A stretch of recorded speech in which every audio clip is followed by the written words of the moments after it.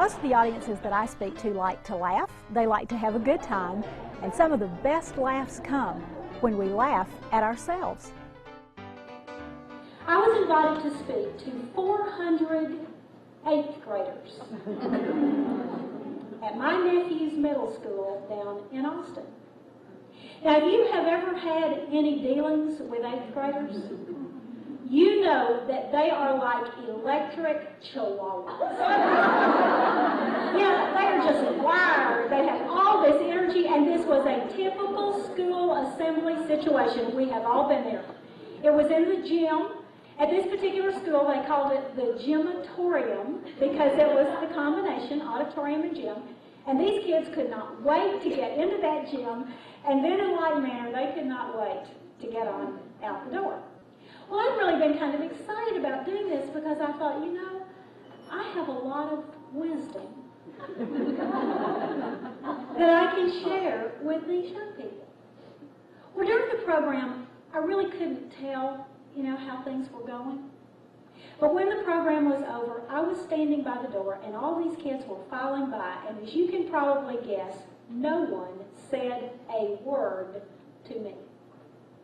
Well, finally, these 3 little guys came up, and it was pretty apparent that one of them had been selected as the designated spokesperson. He came up and he said, "We liked your speech." I said, "Well, thank you. I must be a big deal person. If I can win over this crowd, I must be pretty good." He said, "We liked your speech, and we want to ask you a question." He said, "What we want to know is, what's your tattoo?" Well, my face looked exactly like yours. I had no idea. First of all, do I look like somebody who would have? Well, maybe I do. I had no idea what he was talking about, and I said, "I'm sorry, I just don't think I understand." He pointed down to my leg, and he said, "Your tattoo." Well, I looked down, and I had a black thread caught between my pantyhose and my leg. And so, from the back row of the gym, the kids thought I had a tattoo. And that was the thing that impressed him so much. When I was growing up, we had a tradition in my family that I absolutely loved. Yeah, I got very excited about it every year.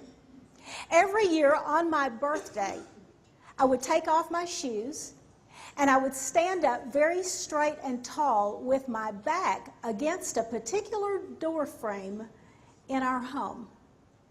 And with a pencil, my parents would make a mark on the door frame to indicate how tall I was. And it was always very exciting to find out how much I had grown and where I was this year compared to where I was the year before. Now, my grandfather had a similar tradition, but he had a little different method.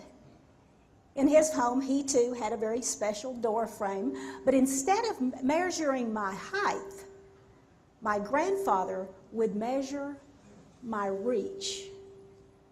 He would say, "Reach up, little girl, reach up. Keep working, keep stretching." And then instead of making the mark level with my head, he made the mark level with my fingertips. My grandfather's interest was not in how tall I was, but in how high I could reach. Whenever I do in-depth work in a company, I like to go in and interview a lot of people, and I start at the bottom and go all the way to the top and ask folks a lot of questions like, what do you like about what you do? What do you not like? What would you like to change? And one of the questions I enjoy asking is this one. Fill in the blank. I have a great day at work when... Now you get some pretty interesting answers. Some people say, I have a great day at work when I get things done. That's one of the top answers. Another one of the top answers is I have a great day at work when my boss is out of town. That's also a big favorite. The best answer I ever got to that, though, came from a woman who works in a large healthcare system. She's an administrative assistant, has 3 bosses, and some of you know how that is, trying to report to 3 different people. Her name was Mary Crawford, and I said, Mary, finish this sentence for me. I have a great day at work when? And without hesitation, Mary Crawford said, I have a great day at work when I choose to have one. What does that tell us? You can have a great day every day when you choose to have one. Julie is the author of 2 books, several CD programs, and an expert on personal and workplace morale. She holds the designation of CSP, Certified Speaking Professional, recognizing professional experience, competency, and customer delight that is held by less than 10% of professional speakers worldwide. But you and I both know that every day is not going to be a great one, right? There are going to be days when we are going to be knocked down and rolled over. There are going to be days when we will be sabotaged, when our hearts will be broken, our dreams will be crushed, we will not make the quota, that big sale will fly away like a butterfly, and we will go out into the parking lot and say, who in the heck signed me up for this? But the exciting thing is that if you've got a spirit of cooperation and a whole network of positive partners, if you've kind of got that attitude that has an optimistic viewpoint, one that doesn't quit, one that doesn't look back, if you take responsibility for your own success, and if you have an enthusiasm for what you do, you have a far greater likelihood of having more great days.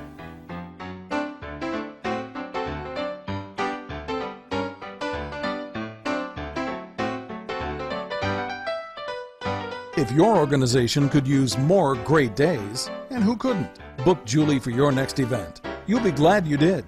Just contact the person who gave you this video. Julie's presence at your meeting guarantees a great day for you and your people.